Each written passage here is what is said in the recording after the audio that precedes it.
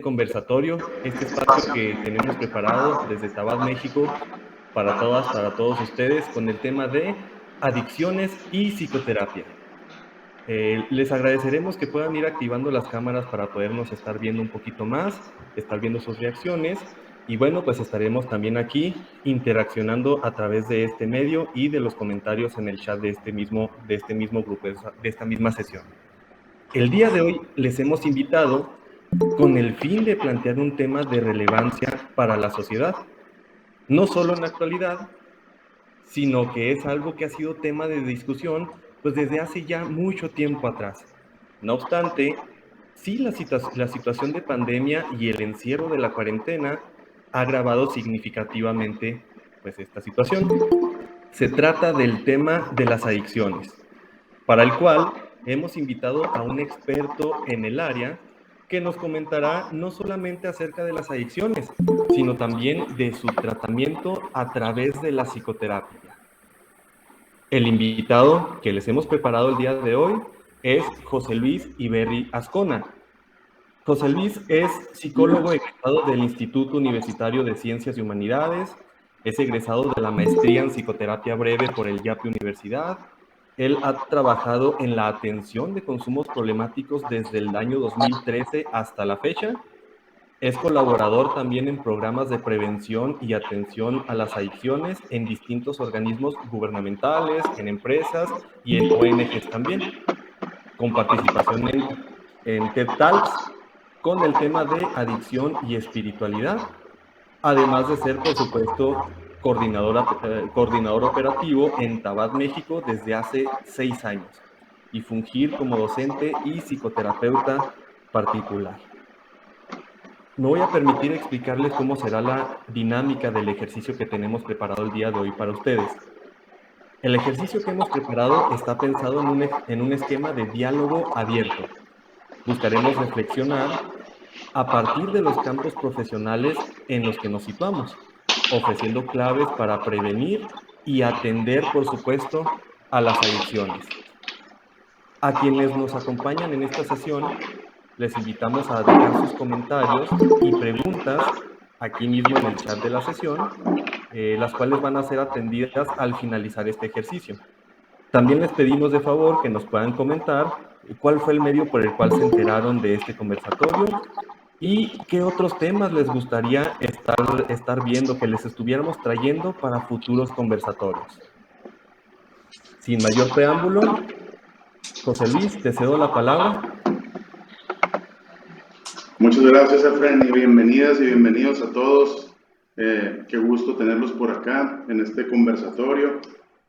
Para mí es un honor el poder participar en este tipo de eventos, sobre todo pues dado a la importancia del tema y al impacto social que tiene.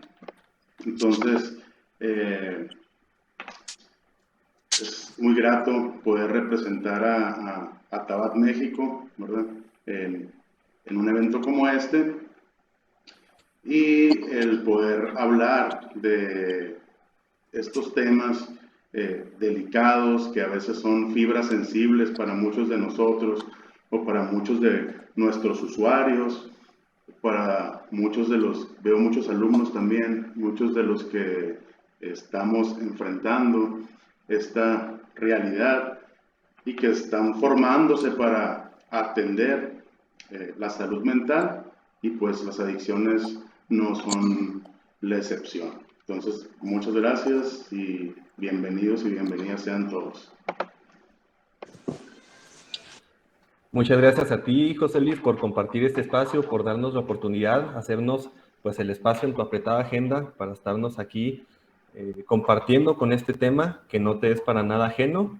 Y me gustaría que comenzaras comentándonos un poquito, José Luis, cómo es que se percibe el problema de las adicciones desde la visión de Tabat.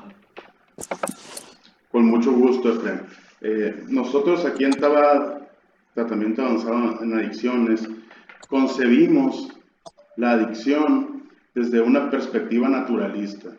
Es decir, que vemos que el consumo problemático de sustancias nace con una función adaptativa, nace buscando resolver algo. Invariablemente, esta buena solución, repetida en muchas ocasiones, se viene en contra del individuo, se viene en contra de la persona y se puede convertir incluso en un problema más grande. La función de la adicción tiene diferentes etiologías, ¿no?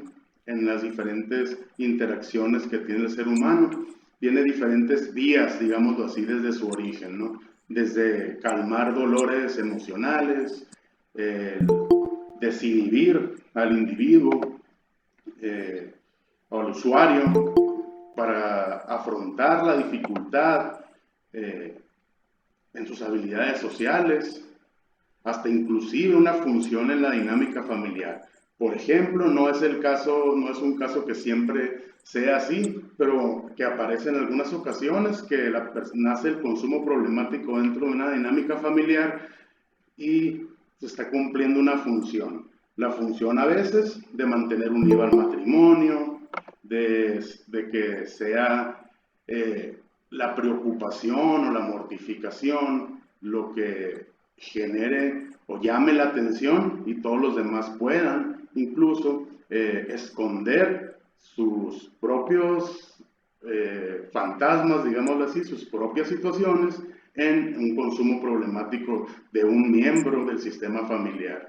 Esta es la manera en que vemos en Tabat esta situación, ¿no? Los consumos problemáticos. Entonces, digámoslo así en resumidas cuentas, que lo vemos como una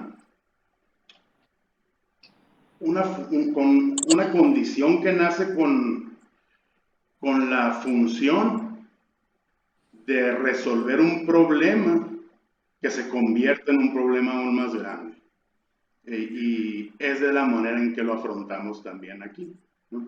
No vamos directamente nada más a ver cuánto consumes, desde cuándo, sino vemos todo lo periférico o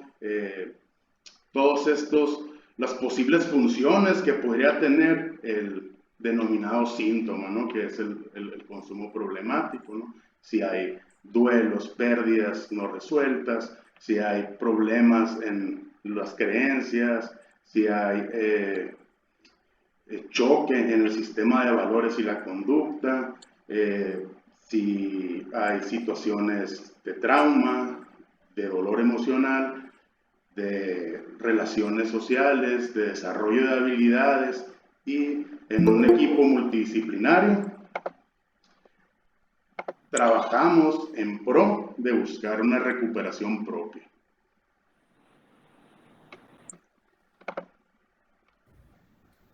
Muchas gracias, José Luis. Me parece bastante interesante, ¿no? Cómo se percibe este enfoque naturalista, que es, tengo entendido, un enfoque despatologizante, ¿no? Porque tenemos muy, muy catalogado, muy etiquetado y patologizado esta situación de las adicciones, y me resulta interesante cómo en Tabat lo ven como algo, también un problema que se presenta y se manifiesta de manera natural, ¿verdad? Y con esto que nos has mencionado, surgen por ahí también algunas dudas en base, por supuesto, a un sondeo que hicimos con las personas interesadas para ingresar a este conversatorio. Y una pregunta frecuente es si es posible que una persona con una dependencia severa y con mucho tiempo consumiendo X sustancia, pero que tenga una dependencia severa a esa sustancia con años y años de consumo, ¿es posible que se logren tener cambios verdaderos en la vida de estas personas? Qué buena pregunta, Fren, gracias. Sí es posible, sí es posible. Se tiene que observar, se tiene que buscar la función del síntoma, ¿no? ¿Por qué nace, no? Y esto va a depender mucho también del tipo de sustancias, el historial de consumo que tiene la persona, ¿no? Si este consumo prolongado ha causado daños o no cerebrales, ¿no? En el sistema nervioso central asociados al consumo, si la persona si hay motivación al cambio, si hay disposición al cambio. regresando un poquito a esta función, a esta perspectiva naturalista, pues analizar el contexto social en el que se desenvuelve el individuo y cómo es que esta dinámica, ¿no? Para poder averiguar cómo, de cierta manera, existe fuera del individuo en sí, en sus interacciones, una estructura a veces que sostiene o no permite la recuperación completamente, y esto a veces, la mayoría de las veces, es de manera inconsciente, ¿no? La familia con las mejores intenciones, pero con el desconocimiento del funcionamiento de la adicción y de la estructura que lo sostienen. Entonces, a veces, entre más personas con las que podamos contar para el tratamiento en sí de un problema que no solamente es individual, sino que es un problema, como lo hemos visto, que tiene funciones en diferentes vías, pues mejores son las probabilidades, ¿no? Mejores cambios y más cambios va a haber en la dinámica familiar, va a haber más concientización, hay que poner a la familia a autorreevaluar la forma en que interactúan y cómo obtienen a veces, obtenemos ganancias secundarias, cómo sin saber y a lo mejor, y muy probablemente llenos de buenas intenciones, fomentamos o perpetuamos el consumo en lugar de orillarlo a que vaya disminuyendo o bien desaparezca. Creo que es posible la recuperación, no nada más lo creo que en Tabat, México, hemos sido testigos de muchos casos de éxito en consumos problemáticos severos de mucho tiempo, perpetuados, policonsumidores y con situaciones o dinámicas familiares muy complicadas, y que el generar el espacio terapéutico para toda esta inversión en la mejora de las interacciones de los miembros de la familia, pues puede dar como resultado una recuperación no solamente individual, sino una recuperación también familiar. Gracias por la pregunta. Escucho lo que nos comentas, José Luis, escucho tu respuesta y no me cabe duda de que estamos frente a un experto en el tema. Pero, ¿qué pasa entonces, José Luis, con los que no somos expertos en el tema, verdad? ¿Cuáles son los retos a los que se enfrentan, por ejemplo, los profesionistas del área de salud que son a lo mejor recién egresados en casos de adicciones? Porque luego nos tocan las novatadas, ¿verdad? A los que vamos saliendo recién de la carrera, médicos, psicólogos, trabajadoras sociales o algún otro profesionista que se ocupa de este tipo de situaciones y nos llega la novatada, ¿verdad? De algún caso con algún consumo severo o algún caso, vaya, que sea difícil, complicado para nosotros. ¿Y cuáles son estos retos a los que se enfrenta, pues, alguien que no tiene la experiencia que tú tienes sobre el tema de las adicciones? Okay. Cabe mencionar que en el tema de las adicciones todavía todos estamos aprendiendo, ¿no? Realmente, así como un expertise, se puede decir que en tratamiento, en cantidad de personas que se pueden tratar, pero desde esta función, desde esta perspectiva naturalista, pues cada persona es diferente y cada familia es diferente y tenemos que aprender de cada una de estas familias y de cada una de estas personas con las que interactuamos, ¿no? Es una interacción que es única y irrepetible, ¿no? Entonces, creo que en esta parte todos estamos aprendiendo de nuevo, porque no hasta no hace mucho, todo lo que sabíamos de adicciones resultó que no era cierto, ¿no? Antes se creía que el adicto carecía de fuerza de voluntad, o que tenía una debilidad moral, o que su sistema de valores no era suficientemente sólido, que se criminalizaba o se sigue criminalizando. Y a lo que voy es que estas creencias que duraron durante mucho tiempo todavía están permeadas en la sociedad, y como parte de como profesionales de la salud no podemos excluirnos de la sociedad y sus creencias, ¿no? Y su cultura. Entonces, los retos yo creo que los que enfrentamos, primeramente que nada, son las propias creencias que tiene el interventor, ¿no? Que tiene las ideas preconcebidas que tiene de la adicción, la persona que está frente, ¿no? La persona que está haciendo el trabajo terapéutico. Romper con eso, empezar otra vez de cero, ¿no? El poder, creo que esta parte es patologizante del consumo problemático de sustancias le va a dar al terapeuta o al nuevo terapeuta una visión más limpia de lo que va a atender, ¿no? Nos enfrentamos también a nuevas drogas más fuertes, más peligrosas, ¿no? Precisamente anoche estaba viendo las noticias que en algún lugar de Estados Unidos, no sé si en Nueva York, en un solo día decomisaron 9 millones de dosis de fentanilo y se previnieron 700,000 sobredosis, ¿no? Estamos ante un consumo de drogas muy fuertes y muy peligrosas, supremamente adictivas, ¿no? Que causan severos daños cerebrales a la persona, cerebrales, emocionales, ¿no? Distorsiones cognitivas, delirios, alucinaciones, sentimientos muy arraigados de minusvalía, ¿no? Entonces, creo que a lo que nos enfrentamos los profesionales y los nuevos profesionales va a ser a estas drogas fuertes y peligrosas, a este estigma social o las creencias preconcebidas de la adicción, a las propias creencias que tiene el terapeuta, ¿no? A la hora de atender una adicción.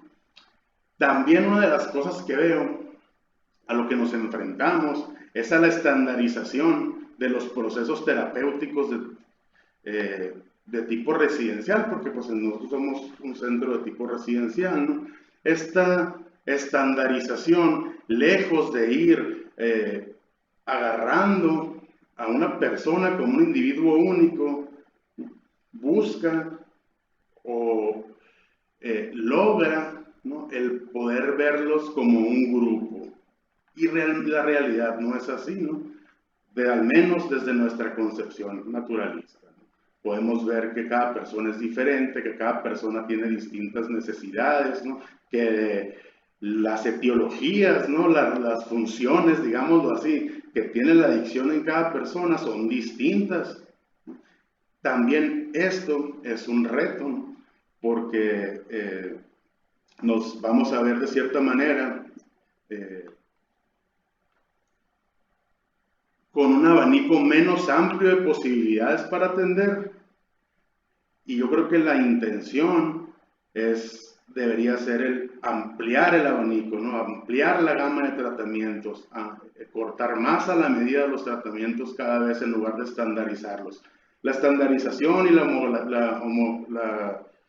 estandarización de criterios, pues es muy útil en empresas, en organizaciones, pero en situaciones de cuidado de la salud mental, creo que tienen que ser muy cortados a la medida del usuario, de nuestro consultante o de nuestro cliente. Entonces, creo que también ese es uno de los retos a los que nos enfrentamos como psicoterapeutas ahora. Entonces, sí son algunos, pero también tenemos una ventaja, ¿no?, que ahora, que nace, fíjate, a raíz de una crisis, ¿no?, a raíz de una pandemia, ¿no? Tenemos el acceso a mucha información, a formación profesional moderna, ¿no? A, por ejemplo, saber qué es cómo se está tratando o qué cosas están innovando en otras partes del mundo y poder aprender de los demás. Creo que a lo mejor estos organismos que de cierta manera regulan los tratamientos deberían escuchar un poquito más lo que tenemos que decir, y lo que sí está bien estandarizar son, pues, por ejemplo, pues que haya instalaciones adecuadas, que el trato sea humano, que sea digno, que se respeten los derechos humanos. Todo esto sí se puede estandarizar, ¿no? Pero el contenido terapéutico, ¿no? De la intervención, esa no se puede, por la característica subjetiva del ser humano y de cada familia, no se puede estandarizar, ¿no? Entonces creo que esos son los retos que estamos enfrentando en el día con día, ¿no? En la actualidad, los nuevos profesionales de la salud y los que no somos tan nuevos también.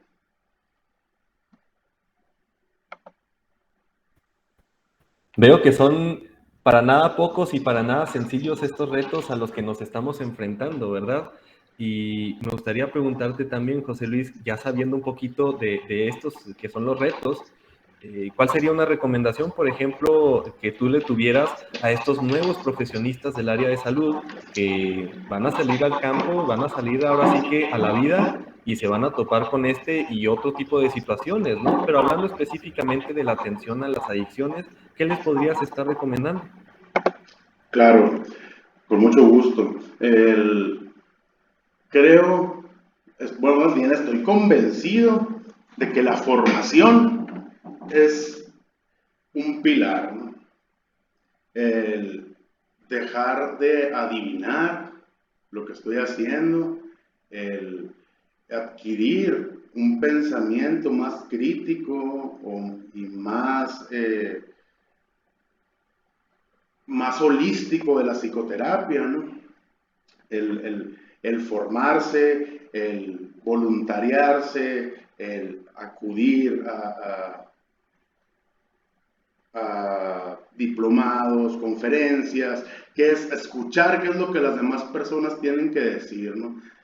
Aquí o en otros lados del mundo, porque la realidad es que la adicción viene, el consumo problemático de sustancias existe, no es nada nuevo, existe desde que el hombre conoce el vino, ¿no? Entonces, es algo con lo que nos vamos a estar topando en la práctica profesional, en la práctica clínica, nos vamos a estar topando muy seguido con consumos problemáticos y a lo mejor no va a ser el tema central o el objetivo principal que va a llevar a nuestra familia o a nuestro usuario a terapia, pero sí va a obstaculizar todos los progresos que queramos establecer o que queramos lograr en nuestras sesiones, ¿no? Entonces, también vemos que la condición adictiva va a la alza. Tenemos cada vez drogas más fuertes, consumidores cada vez más pequeños y pequeñas. Tenemos, ya no es ya no está en la periferia de la sociedad, ¿no? Como se creía, ¿no? En la marginalidad de la sociedad, del consumo de sustancias, ¿no? Se ha permeado y desde hace mucho, no es nada nuevo, a todas las áreas, ¿no? Y a todos los estratos sociales, económicos, religiosos, no importa, es una condición que no se rige bajo estos lineamientos, ¿no? Que nace, como les digo, creemos en Tabat, con una función adaptativa. Para mí la formación va a ser básica. Salimos de las carreras, del área de la salud, del área de humanidades, y vamos a llegar a nuestros trabajos, y inclusive si voy al área organizacional o industrial, voy a toparme en la maquila, en la industria manufacturera, con personas que necesitan ayuda para superar situaciones, y estas situaciones muchas veces van a tener un consumo problemático de sustancias intrínseco, ¿no? Entonces, el estar preparado para esto únicamente lo da la formación y la experiencia, ¿no? Entonces, creo que estoy convencido que es la formación y que es la práctica supervisada de la psicoterapia lo que nos va a llevar a ir siendo cada vez mejores y, como les dije ahorita, ir aprendiendo cada vez más, ¿no? Y permanecer, ¿no?, en este estado de humildad, digámoslo así, ¿no?, de escuchar qué es lo que tiene que decir aquella persona que a lo mejor no tiene esta formación académica, pero tiene 30, 40 años trabajando como sociedad civil organizada, consumos problemáticos de sustancias, y seguramente ha aprendido mucho más que yo, que a lo mejor terminé una carrera en el área de humanidades o en el área de salud, ¿no? Entonces hay que escuchar también lo que los demás tienen que decir, aprender, ¿no?, y desaprender lo que ya traíamos preconcebido.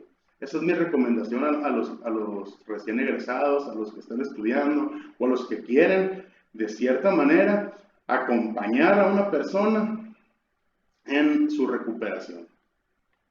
Gracias por la pregunta. No podría estar más de acuerdo contigo, José Luis. Sin lugar a dudas, la educación es la clave del éxito, ¿no? Y no solamente hablando en este tema de las adicciones, ni solamente en el tema de la salud, de la psicoterapia, sino de manera general, la educación y la continua formación, pues es la clave del éxito en cualquiera de las áreas de la vida, ¿no? Además de que es, pues, la mejor inversión que uno puede hacer en sí mismo, en tu propia formación y en tu propia educación. Otra pregunta, José Luis, que surge un poquito también, es si la persona que maneja o que tiene este consumo, esta dependencia a sustancias, no está dispuesta a solicitar el apoyo, el acompañamiento o la ayuda profesional. ¿Cómo pueden ayudarle los demás? ¿Cómo es que los demás le pueden estar apoyando si la misma persona pues no está dispuesta a recibir ese apoyo? Híjole, qué buena pregunta, porque generalmente es la persona con el consumo problemático la última que se da cuenta de que lo tiene, ¿no? Entonces, es muy común que los primeros en darse cuenta y querer hacer algo, que notan que la integridad física y mental de su familiar está en jaque, sean los familiares, ¿no?, o sean las personas más cercanas. Entonces, volviendo un poquito a esta parte de la estructura o de la dinámica que sostiene el consumo, creo que la mejor manera de poder ayudar a una persona que no tiene aún la capacidad o no tiene la conciencia, digámoslo así, todavía, de poder contemplar que tiene problemas derivados del consumo de sustancias, creo que es buscar su propio bienestar. Punto número uno, es muy lógico que no puedo dar lo que no tengo, ¿no? Entonces, si yo quiero darle bienestar a alguien más, primero tengo que estar lo suficientemente bien para poderlo ayudar. Porque, como todo, ¿no?, imaginemos que soy un banco y no tengo clientes, ¿no?, y yo estoy ayudando a otra persona dándole mi dinero hasta que me quede sin él. Entonces, lo que tengo que hacer es abrir inversiones, buscar clientes, no tengo que buscar ayuda. Ahora sí, trasladado al tema de la que nos lleva la pregunta, tengo que buscar ayuda yo. Esta ayuda va a consistir, puede ser de muchas maneras, puede ser según, ahora sí, los recursos de cada persona, ¿no? Y puede ser desde grupos de autoayuda, obviamente la psicoterapia, el encontrar este bienestar y también el entender cuál es el rol y la función que tengo yo en el consumo problemático, yo como familiar.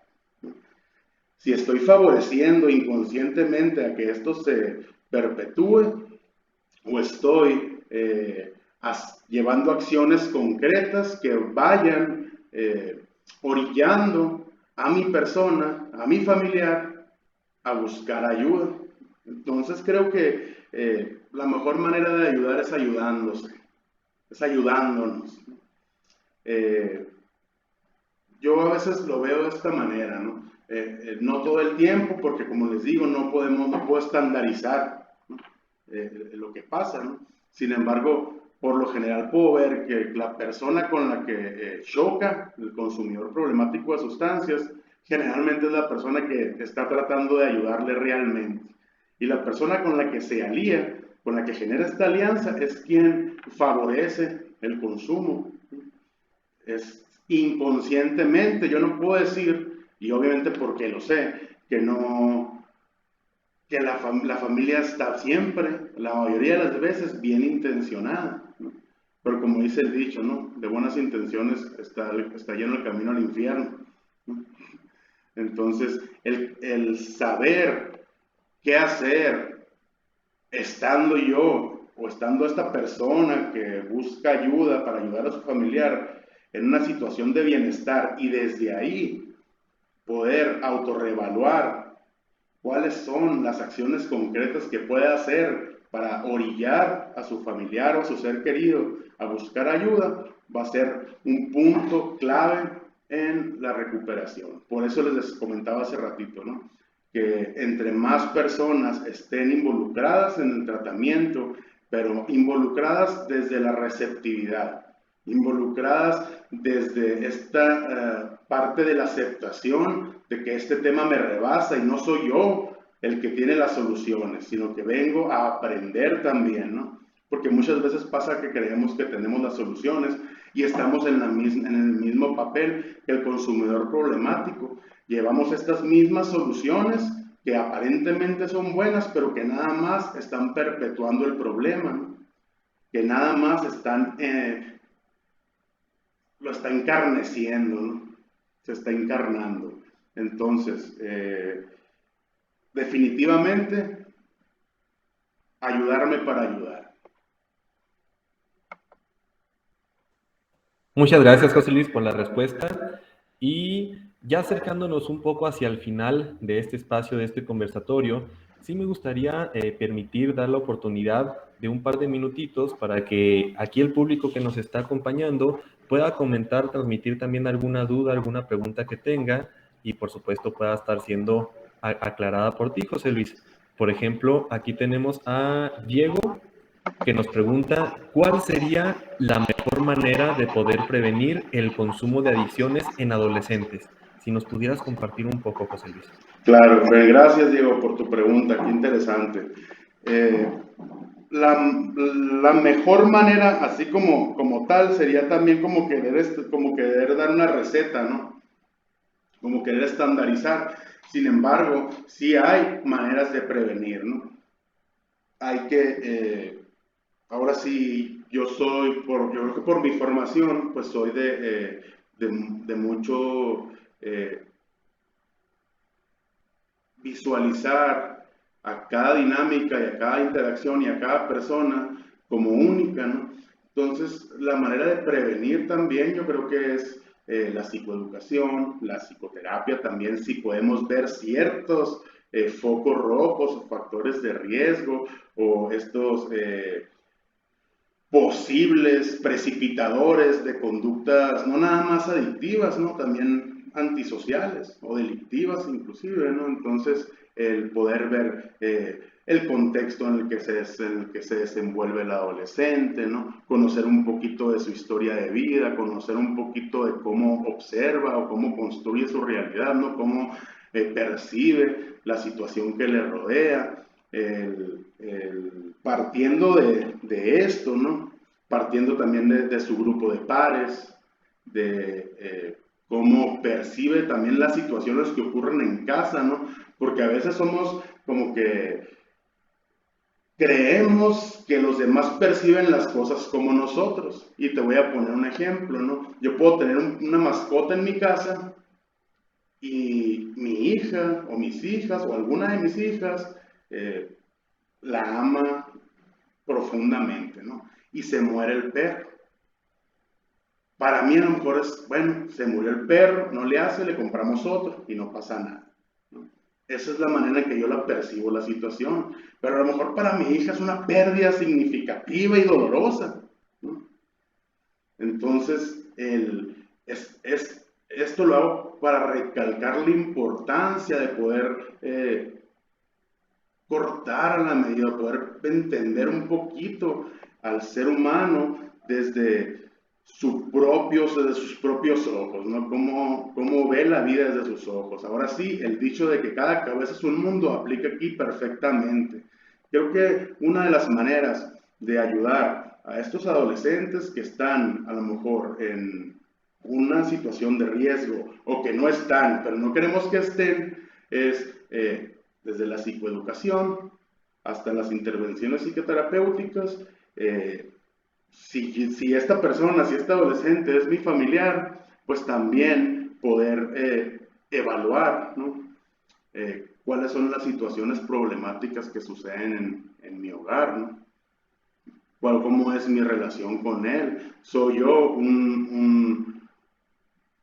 la familia del adolescente se constituye como una red de apoyo o no. Siente membresía en este grupo familiar, ¿no? Tiene sentido de pertenencia o lo encuentra mejor en otros grupos que a lo mejor tienen objetivos a lo mejor no tan sanos. Entonces creo que sería mucho esto de cortar a la medida, la mejor manera de prevenir. Sin embargo, pues así empezando de cero, la psicoeducación, pero tanto de los familiares como de los adolescentes, ¿no? Es bien sumamente importante, por ejemplo, que los papás conozcamos cuál es el desarrollo evolutivo del adolescente, ¿no? ¿Qué es lo que se espera en un adolescente y qué no? Porque a veces podemos ver o percibir que hay focos rojos en nuestro chavo, en nuestra chava, y luego decimos, es que está en la edad, ¿no? O podemos ver a lo mejor que está perdiendo peso o que de repente aparece con autolesiones y es que está en la edad o es que es la moda, es que todos los chavos. Tenemos como que también nosotros tenemos esta obligación de entender y conocer cuál es el desarrollo evolutivo de nuestros hijos, ¿no? Entonces creo que la mejor manera de prevenir la adicción es crear un ambiente próspero para que no pase. Y después, pues partiendo de eso, la psicoeducación y la atención a ciertos posibles precipitadores de conductas desadaptativas. Gracias, José Luis, por tu respuesta.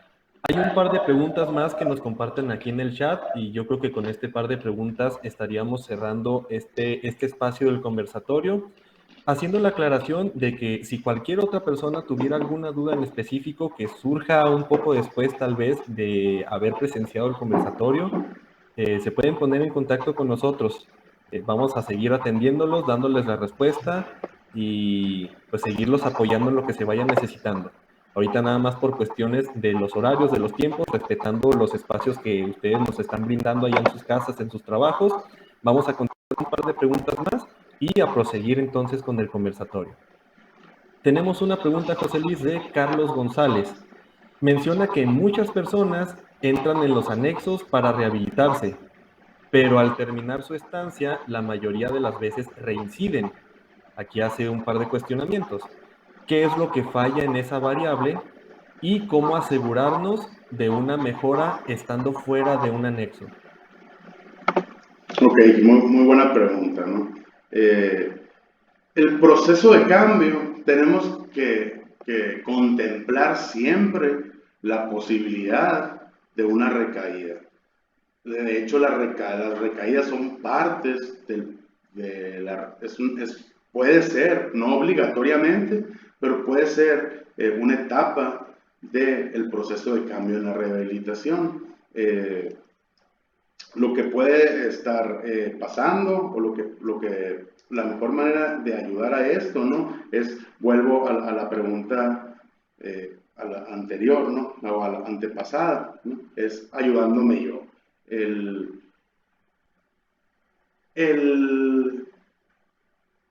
Los tratamientos para las adicciones, para los consumos problemáticos, son como cualquier otro tratamiento. Muchas veces tenemos que regresar a ver qué es lo que está pasando. Tenemos que aprender a ver la situación desde otro. Y va a depender de igual, ¿no? De todas estas variables que les platiqué ahorita, ¿no? Que si hay algún tipo de daño, si no hay cambios en la dinámica familiar, ¿no? Porque tenemos personas a veces que están adentro del centro de rehabilitación y trabajan arduamente en su persona. Y la familia o el contexto social al que regresan no hace ningún cambio. Y te voy a poner un ejemplo, ¿no? Digamos que tengo una máquina de engranajes, que es la dinámica familiar, y uno está descompuesto, el engrane síntoma, ¿no? En sí toda la máquina está descompuesta, pero es el que tengo que sacar para arreglar. Y trabajas arduamente en restaurar este engranaje y lo vuelves a meter en una máquina que está trabajando mal. Lo que va a pasar es que se va a volver a descomponer. O si resiste, va a hacer que los demás engranajes trabajen al ritmo del nuevo. Pero estamos hablando de que la persona que va saliendo de un proceso de rehabilitación todavía está vulnerable, todavía está en entrenamiento, no está en mantenimiento, está en una preparación para la acción o está empezando a accionar, ¿no? Está muy vulnerable todavía. Entonces, el regresar este engranaje a esta máquina o a esta dinámica, pues lo puede botar. Yo creo que en esta situación sí sería muy pertinente el evaluar, el reevaluar qué es lo que estamos haciendo cada uno de los que estamos implicados en la interacción con el usuario, el consumidor de sustancias y, como dije ahorita, ayudarme para poderlo ayudar. Gracias, qué buena pregunta. Gracias, José Luis. Y la última pregunta que tenemos para el día de hoy por parte aquí del público que nos acompaña es de Michelle López. Michelle nos pregunta cuál sería una especie de guía o de serie de pasos para psicoeducar, en este caso a la familia, por un caso de adicción en uno de sus integrantes. Creo yo que viene un poquito la pregunta hacia cuál sería el acompañamiento con la familia cuando existe un caso de adicción en uno de los integrantes. Muy bien. Gracias, Michelle, por tu pregunta. Claro, claro que, como reitero, ¿no? La participación de la familia va a jugar un papel muy importante en la recuperación. A veces no es indispensable cuando la persona consumidora que tiene un consumo problemático desarrolla todos estos recursos, a veces no es indispensable la familia porque se hace tan consciente que mejor se va. Se hace consciente de lo que le hace daño y no porque sea malintencionado, sino porque conoce cómo funciona o el proceso de su problema, ¿no? Y se enfoca en el área de la solución. Creo que estos pasos que preguntas, Michelle, pues sería el acudir a formarse también, ¿no? A lo mejor en talleres, que de hecho, debido a la pandemia, no hemos podido realizar desde que empezó talleres familiares, pero aquí compañeros de aquí de Tabadi y compañeras llevan a cabo, que son precisamente talleres, que son un espacio de concientización y de reflexión acerca de la dinámica que estamos llevando con nuestro familiar. También en estos espacios se brindan herramientas terapéuticas de acciones concretas para poder establecer cambios, no nada más en la conducta de mi familiar, sino en la conducta y en todas las áreas, ¿no? Emocional, conductual y cognitiva, ¿no? De la familia como individuo, ¿no? Como individuo que funciona dentro de un sistema. Entonces, así como una receta tampoco va a haber, pero sí el poder explicar y hacer consciente, por ejemplo, el papel de la familia en la adicción. Por ejemplo, también el analizar cuáles son los roles que tiene cada familiar dentro de esta dinámica, el aprender a poner límites, a poner fronteras, ¿no? A ciertas situaciones, a ciertas conductas o comportamientos que generan dolor a los demás y generan daño, a lo mejor a veces también de índole económico o emocionales, ¿no? Al familiar. El poner a la familia en este estado de reflexión y en este estado de trabajo va a ser como que el primer paso, ¿no? Como que el primer paso, y va a ser muy importante, ¿no? Que la familia no se sienta culpable en sí de lo que está pasando, pero sí analice si estoy siendo corresponsable, porque a lo mejor inconscientemente estoy favoreciendo el consumo sin saberlo, o estoy obstaculizando que mi familiar llegue a solicitar ayuda. Pero todo esto tiene que ser desde un estado de bienestar individual de cada uno de los miembros de la familia, ¿no? O sea, no puedo querer ir a un taller familiar a hablar de mi familiar. Voy y me analizo a mí, voy y analizo mis roles, voy y analizo mis conductas, cómo coopero, qué es lo que hago, pongo límites, no lo hago, cuáles son estas soluciones buenas que he venido repitiendo tanto tiempo y que en lugar de ayudar han encarnado el problema, ¿no? Para dejarlas de hacer, intentar algo diferente, ¿no? Entonces, el generar este espacio, Michelle, va a ser el paso número 1.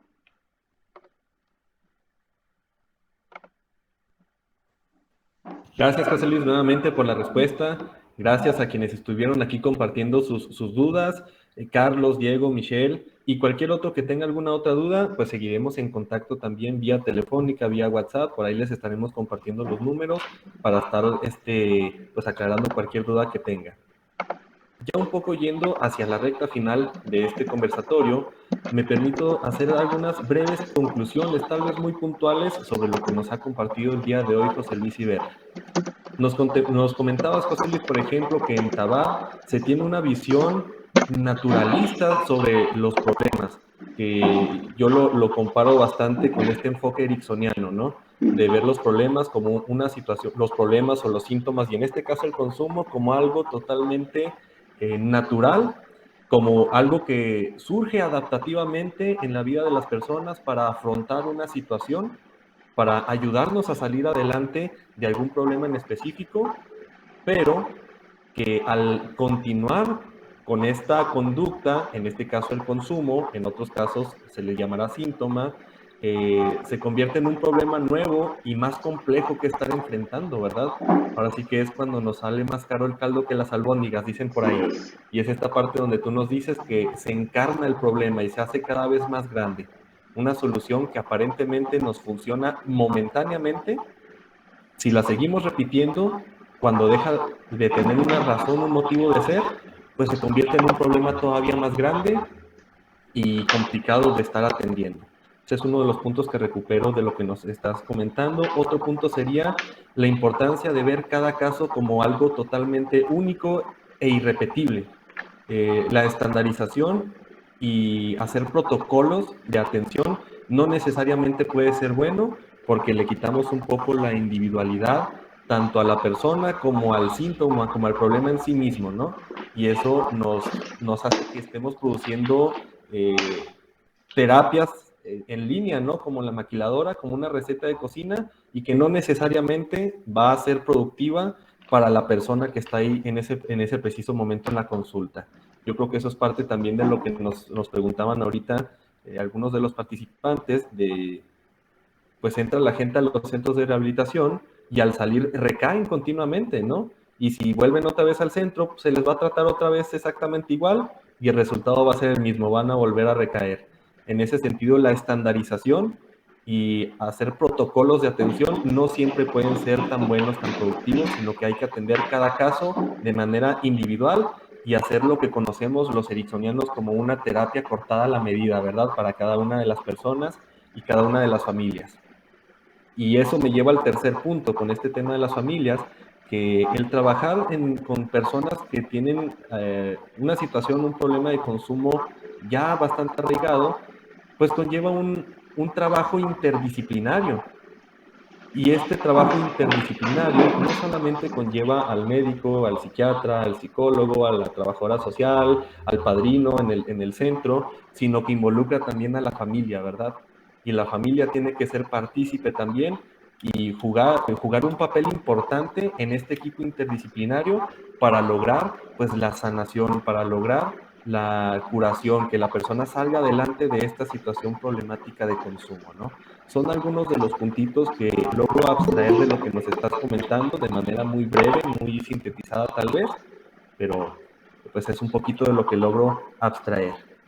Y ya finalizando ahora sí este espacio, les agradecemos la participación a todas y todos quienes nos han acompañado en esta sesión, extendiendo el agradecimiento también para las directoras y cofundadoras de Tabat México, María del Socorro Tres Palacios y Marta Tres Palacios Guerrero, por hacer posible este espacio, por darnos la oportunidad de estar haciendo este tipo de espacios, que luego les traemos más, por supuesto.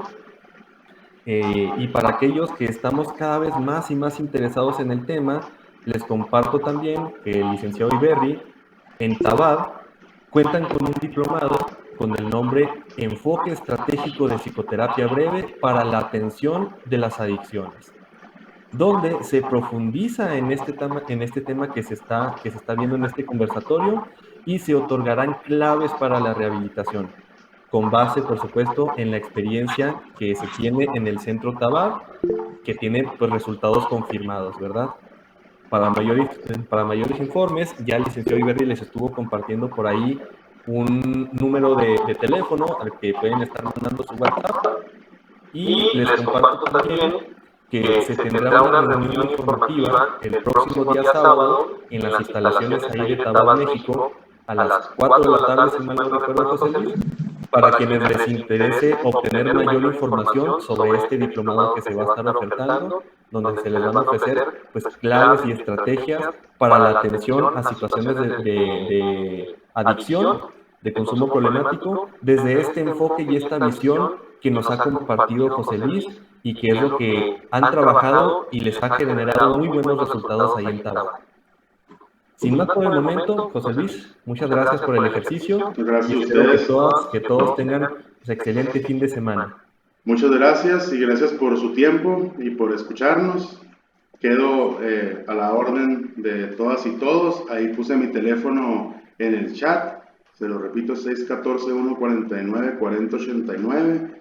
No todo el tiempo puedo contestar porque estamos a veces en psicoterapia o estamos acá en labores en el centro, pero por WhatsApp a la brevedad, en el momento que tenga la oportunidad, me pongo en contacto. Muchas gracias de nuevo y que tengan un excelente fin de semana.